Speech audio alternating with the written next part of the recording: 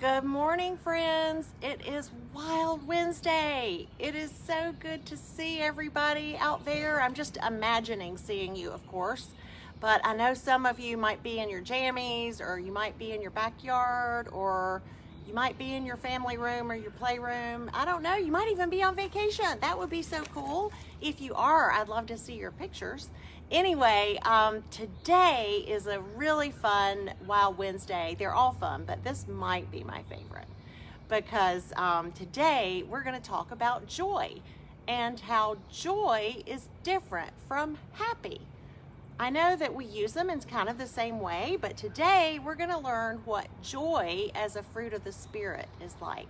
So to help us learn that, we are going to learn about something that the Apostle Paul wrote. Now, you might know that Paul, you can see him right here, he wrote a lot of letters to churches. In fact, God chose Paul to be the person to lead, like spreading the whole good news after Jesus went to heaven. So he told people about Jesus being God's son and about loving each other and about how God forgives us and will always, always be with us. So, in today's story, Paul loved telling people about Jesus, even though it was hard work. Did you know that 2 times Paul was on a ship that sank in the sea? And once he was bitten by a poisonous snake. And people even threw rocks at him. That does not sound like fun to me. And eventually, he too was arrested and thrown in jail. Are you kidding me, Paul? So let's think about this. Shipwreck, snake bite, rocks, jail. That's a lot. But even when things were hard, Paul was filled with joy. God gave Paul the strength to be happy in good times and in bad. Even in jail, Paul knew God was with him. God was Paul's friend. So Paul was happy, no matter what. So that's what joy is. Joy is being happy no matter what, because we are with God and we trust in God and know that God takes care of us. So for me, something that makes me happy is, let's just say, a puppy, right? We all love puppies. But then if the puppy bites me, I might not be happy. Or one thing I love is pizza. But if I eat too much and get a stomachache, then I'm not happy. And you know, the thing I love really most of all is bubbles. I love bubbles. They make me so happy. But when they pop, that's not happy for me. I don't like to see them pop. I just want them to go on and on and on and kind of live forever. But this world would be kind of a crowded place if we had bubbles everywhere. But it would be fun, don't get me wrong. So today's Wild Wednesday activity is we are going to keep our bubbles so that we can remember them and maybe even use them to decorate something, or maybe even wrap a gift, or who knows what. We can use these bubbles for anything all year long. So I'm gonna lower my camera just a little bit. Here we go. Hopefully that will be enough. And I'm gonna bring you down, down, down. There we go. All right, friends. Today, we are going to make big bubble art. This is so fun. And this is an activity that we should do outside, and you should probably wear not your best clothes just to keep the washing machine happy. Also, what you're gonna need is a water bottle, you know, or a soft drink bottle, or whatever kind of plastic bottle you have. Have an adult cut it off, just really anywhere. It doesn't matter where. You know, it just needs to be a little bit long.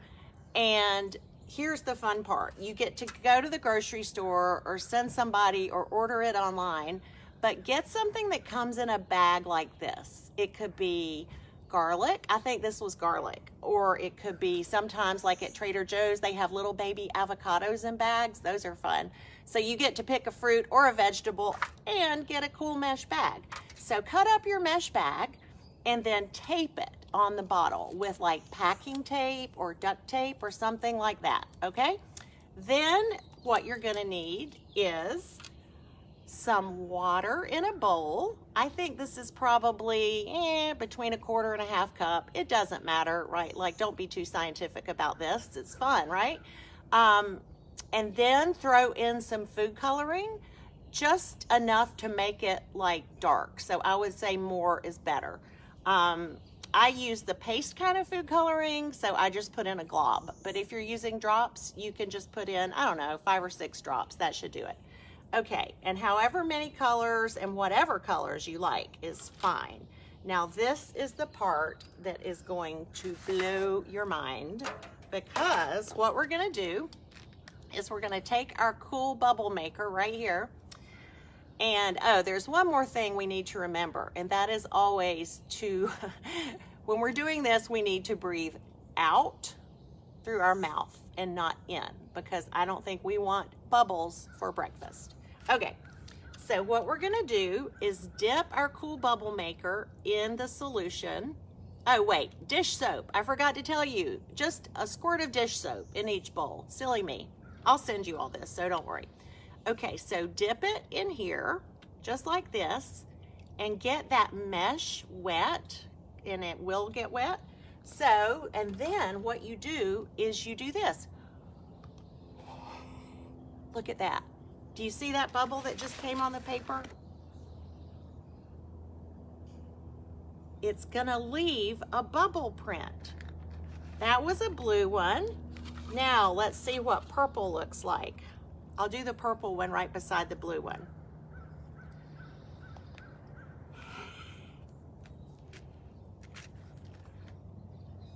See? All right, we're gonna keep going. Now sometimes if you want to really get your bubbles going, you can just blow in the bowl like this, which is also kind of fun just to watch. And then if you do it like this, and you have a smaller piece of paper, you could even dip the paper into the top of the bubbles. But today, we're making a big, big thing for our big, big joy. Oops, I breathed in a little bit. Oh, that didn't taste good. Oh well, at least I use lemon dishwashing soap. Again, don't breathe in. Okay, now we're gonna use some green. Oh my gosh, this is so fun. I got a big piece of poster paper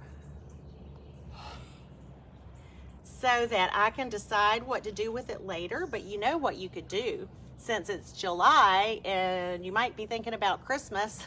Just kidding. But you know, people do start saying Christmas in July, Christmas in July. You could get like a big thing of like bulletin board paper and just cover it in bubbles, and then you could use it for wrapping paper for Christmas. Because Christmas is the time when we really celebrate joy, right?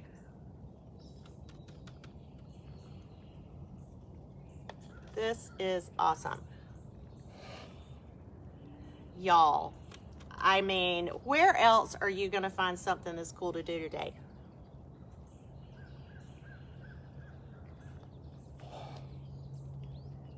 Y'all, this is like the coolest art ever. I'm gonna pick up my camera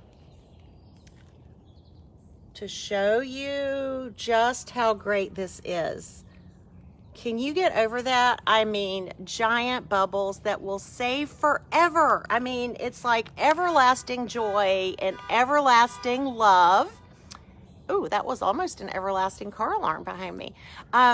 Remember when Miss Erin taught us about everlasting love, the everlasting love of God, and she challenged us to leave a Twinkie out in our house? This is kind of like that. We're keeping the bubbles forever. The Twinkies last forever. So have some fun today. I'm going to show you what mine made. There you go. It looks kind of like a flower or some cells under a microscope. I mean, you could use this for anything. I mean, heck, re-wallpaper your room. I don't care. Ask your parents first, though. All right, friends. Thank you so much for joining me. I hope you get to do some fun bubble art with your recycled bottle.